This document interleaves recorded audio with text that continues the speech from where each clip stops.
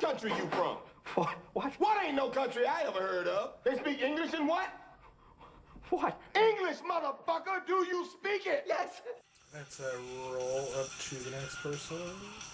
Retrosofer has asked 4 questions. Thank you, buddy.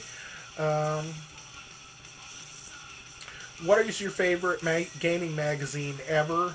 My favorite gaming magazine when I was a kid was, let me see if I have one. I don't have a ton of gaming magazines anymore.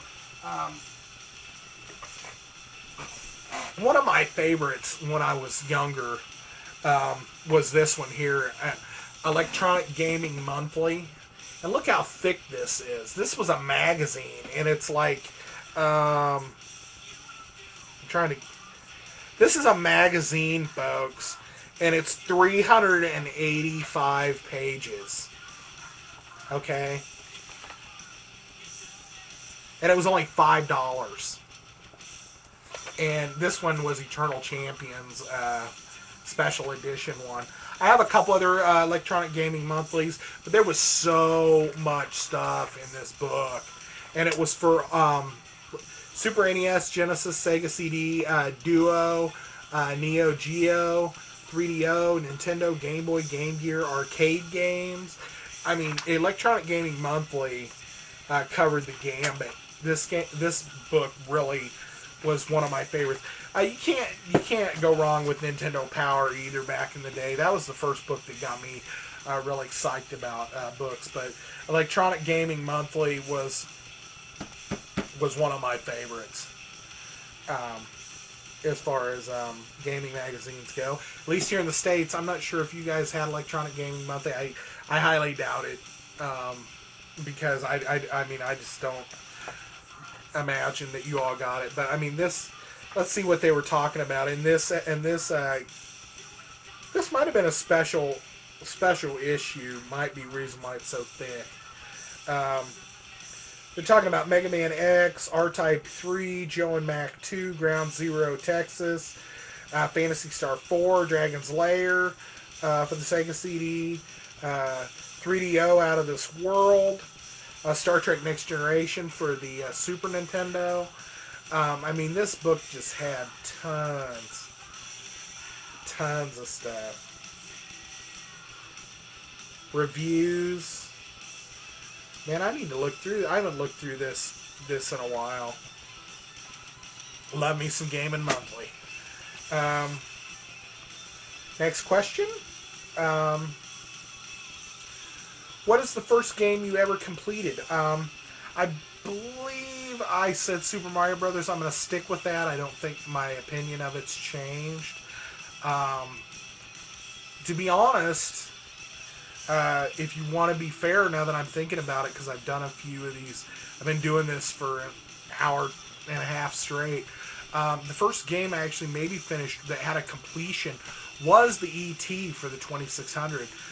If you found the pieces of the phone and you went and you called the ship and it came and picked you up, I mean, that was the end of the game. So, I mean, I actually figured out how to do that back in the day, and I guess that might be actually finishing the game to completion. So,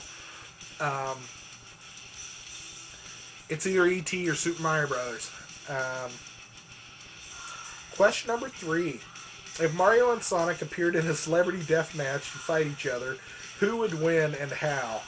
I'm sorry, but celebrity death match. Well, see, here's the thing. Mario's got fireballs, but he doesn't. He never had a freezing of power. I don't know, because I haven't played Mario forever. I don't remember, but he never had one that would freeze something. Sonic is so fast. I mean, I know they've made these Olympic games where Mario's running as fast as Sonic. I think that's hilarious, but straight up, Sonic's got speed on Mario, and there's no way that Mario would be able to hit him with a fireball. He would just roll over and just punch through him. He would just bing, bing, bing, bing, bing, bing, bing, inside the wrestling off the ropes, and Mario would just be getting hit from all sides. He wouldn't know what's up, and Then it would be Luigi Brothers from now on. Sorry, Mario.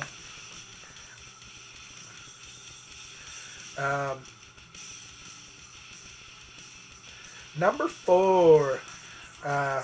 What's the only game you ever really looked forward to but ended up being the biggest letdown? I think I may have touched on some of this stuff. I just don't remember. One of the games that I looked forward to the most that I ordered through the mail from a mail order place was the game Strider, the Capcom Strider for the Nintendo. It's not an arcade port, but Strider, when I got it, we beat it inside a day, and I was so disappointed that it wasn't harder and there wasn't more to it. I felt like I wasted $50 on it just because I wanted the newest thing as soon as it came out, and I really could have rented it and beat it and not even have wasted my money on it. Still got my copy over there, and it's got nostalgia for me, but that was the one that really just was the biggest letdown at the time. Thanks for the questions, sir, and we're moving on. Oh, brother, Cartoon Boy decided to submit a question. Thanks, Ben. If you had to name a single video game as your all-time favorite, what would it be? One game, all consoles, all time, one game. He knows that I can't hardly do this because we've discussed it in the past. And so he thought it would be funny to torture me. I shot back at him with my choice, and I'm going to stand by it. My favorite game all time is Super Metroid. I think it's the right length, it's the right hardness, it's a side-scroller. Everything they did to Metroid to make a sequel. I know it's not a true sequel. Metroid 2 on the Game Boy was the true sequel. But to make a sequel on a next-gen platform that blew me away, that game was it. And it still is. So Super Metroid's my choice. Thanks, Ben, for the torture, and moving on. Next questions come from the Old School Gamer. Thank you, bro. How many games do you currently own? We might do a cut on this right now. I'm going to do a dissolve. Okay, folks, the numbers are in.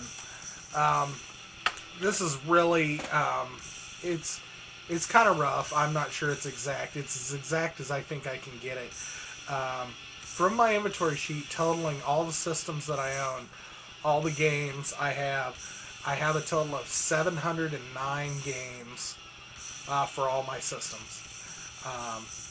And that ranges from the Atari, the NES, the Super NES, the Genesis, Sega CD, Dreamcast, PS1, PS2, Xbox, and the 360. I've got 80-something games for the Atari. I've got almost 200 for the Nintendo. I've got around 80 for my PS2.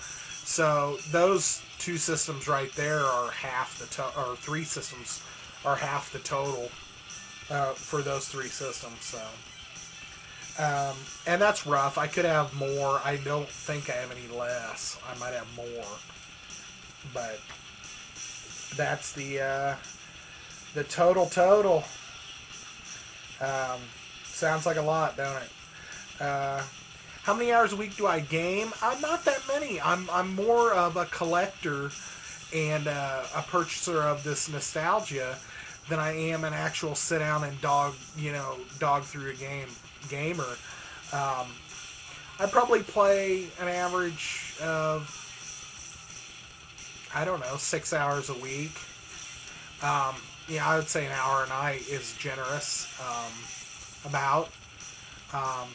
And I wouldn't say I play every night, so I'd say about 6 hours, so that's why it's taken me so long to get through Dragon Age.